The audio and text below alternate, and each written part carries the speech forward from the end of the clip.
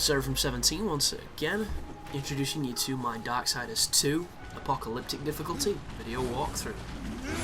This is the final section of the Cauldron, I believe, and we will have a boss fight in this video, so something exciting to look forward to. Excuse me.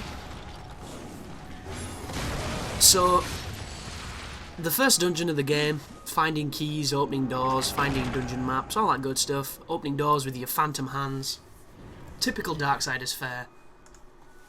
And there was something I wanted to discuss at the end of the last video, but in the transition between opening this next one, I've completely forgot.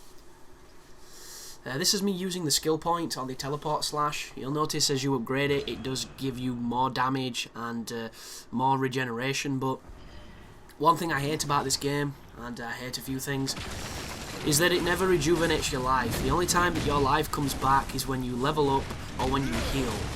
And this mechanic of getting life from attacking, which a lot of the game seems to be very highly designed around, because that's what half the gear does, the health itself is visible. You can see the green souls float away from enemies, and you do not get immediately healed. You have to actually absorb the souls and wait for them to travel from the enemy to your body, so there is a delay in the healing on your weapon, so be very careful with that. But this is another puzzle room, so I'm going to talk about something different while this puzzle's happening, because I need to get this off my chest because this is annoying me. Everybody knows that I'm moving towards a partnership. I've been approached by a marketer in a network. I'm not going to mention names because it's not fair, but basically I downloaded Skype and started having a conversation with this person. They mentioned to me that there's a clause in this network that you cannot have any copyrighted videos, so I had to delete my videos, but I didn't want to do that, so instead I audio swapped them. And I audio swapped about 1,000 videos or something ridiculous. It took me 2.5 days of nothing but. It was boring, I hated every second of it.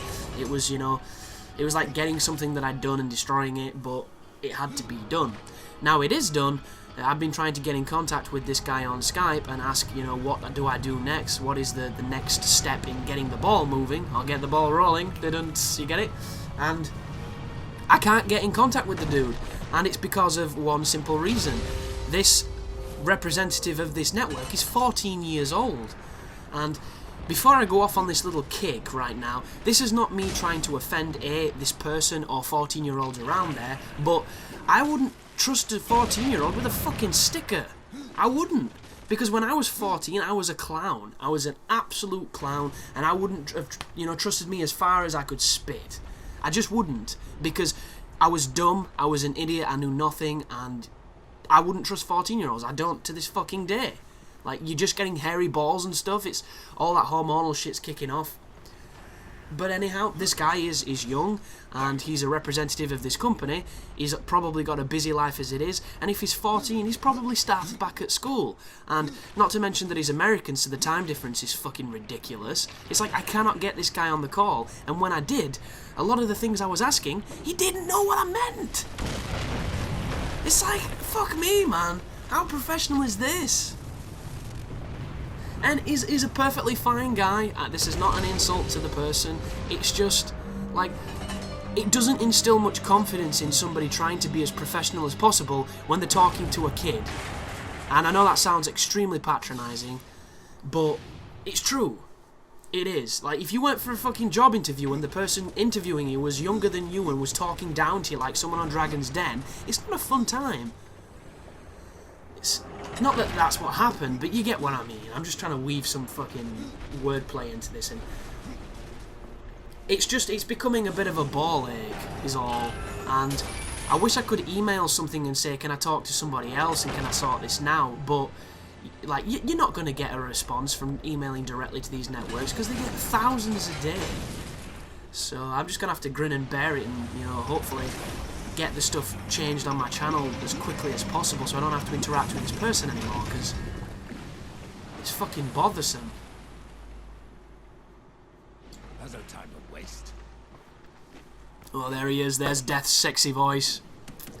And if you've not realised, he's the bad dude from Prince of Thieves, good old Robin Hood, with Kevin Costner back from, is it 94? I think that film came out.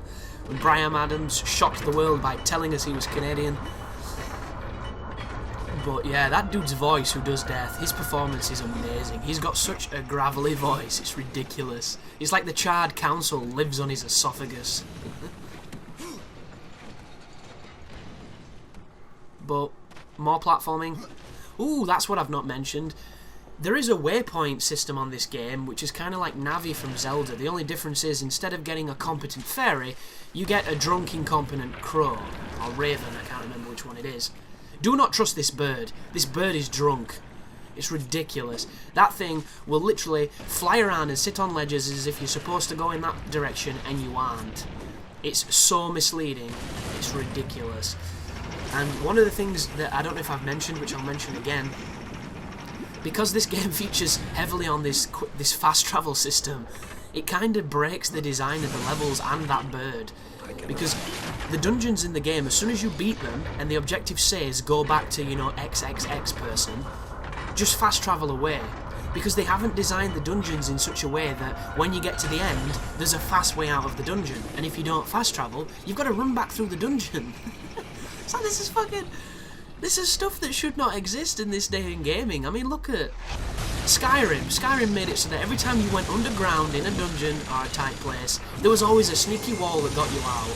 Oblivion did not have this. That is called an evolution. That is a progression, and it makes me laugh sometimes, folks. It really does. And the biggest problem with this fast travel stuff is the bird doesn't know where you're supposed to go. So if you follow him, you'll probably end up in Narnia. Well, this is the boss of the area. It's one of the big constructs. The only thing that makes this boss hard is that self-explosion that he does, that self-detonate nonsense, and the fact that I'm playing like a chump. So try to play better than me. But like, you can evade all his moves and then get some hits in. Just be aware that if you deal too much damage, he's going to blow himself up like that.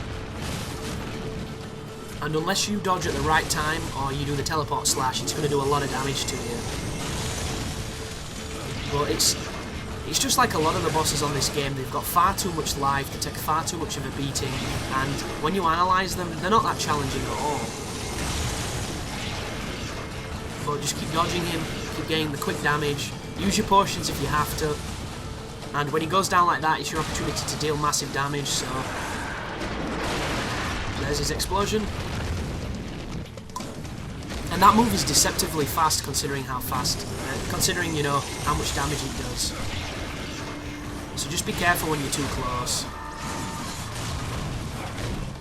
And yeah, swing away, do your best attacks, kick his ass. But as far as paths through the game when it comes to abilities, what I like to do is I like to save my credits. I like to sell my gear, save my credits, and then I like to buy all the moves off of Thane and off of that ghost guy in the Undead World. And if you do this, it basically lets you do the Wicked Weave moves from Bayonetta, where when you do certain numbers of combos, the final hit is a phantom hit from your Reaper form, and it does massive damage. And what you want to do is you want to get into the habit of trying to do these moves quite a lot, because they do so much more than the standard moveset. And when you buy all of them, you can do them by accident when you're just experimenting with combos.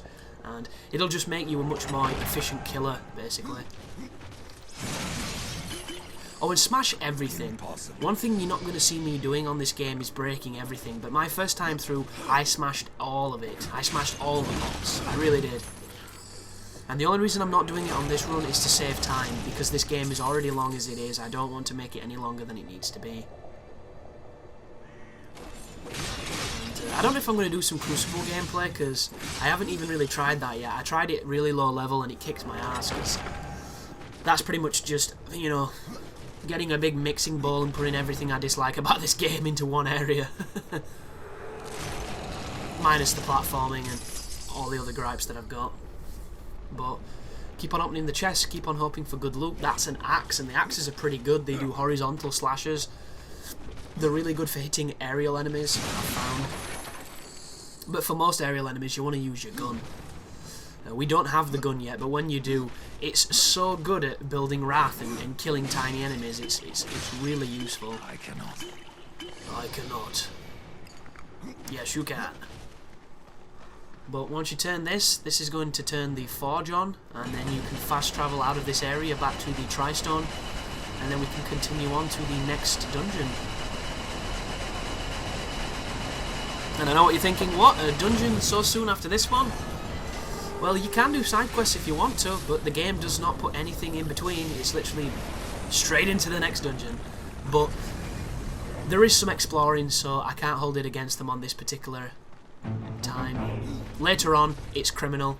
It's literally like you just exit the first fucking dungeon and somebody throws a dungeon map at you, which I don't enjoy, because it gets to the point where picking up a dungeon map is the same as somebody spitting in your food at a restaurant. You just start to really, really get angry.